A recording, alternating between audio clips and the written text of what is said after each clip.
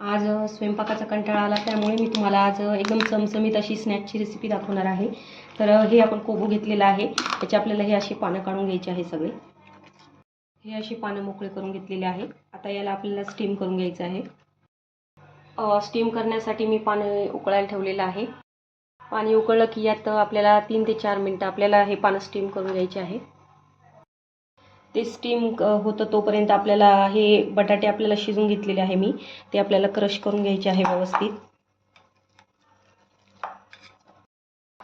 आता यामध्ये आपल्याला एकदम बारीक असं चिरून एक कांदा टाकायचा आहे, एक शिमला मिरची टाकायची आहे बारीक चिरून, हिरवी किंवा लाल मिरची टाकायची आहे बारीक चिरून, चवीनुसार मीठ टाकायचं आहे, थोडंसं लाल तिखट, थोडीशी हळद, व्यवस्थित सर्व मिक्स करून घ्यायचं आहे आपल्याला। तुमच्याकडे जर चाट मसाला असेल तर तो पण तुम्ही यात ॲड करू शकता। आपलं बॅटर तयार झालेलं आहे। पाणी 3 ते 4 मिनिटं झालेले आहे। आता ते काढून घेते मी, गॅस बंद करते। हे असं पान घ्यायचं आहे आपल्याला आणि त्यामध्ये बॅटर भरायचं आहे। बघा, असं पॅक करायचं आहे आपल्याला। असे मी सगळे बनवून घेते। आता एका वाटीत बेसन पीठ घ्यायचं आहे आपल्याला, चवीनुसार मीठ टाकायचं आहे।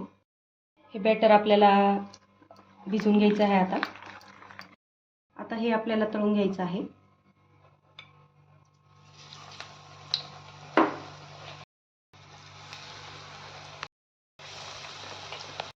गोल्डन ब्राऊन होईपर्यंत दोघं बाजूने छान तळून घ्यायचं आहे आपल्याला। जबरदस्त अशी आपली स्नॅक रेसिपी तयार झालेली आहे, तर नक्की ट्राय करून बघा।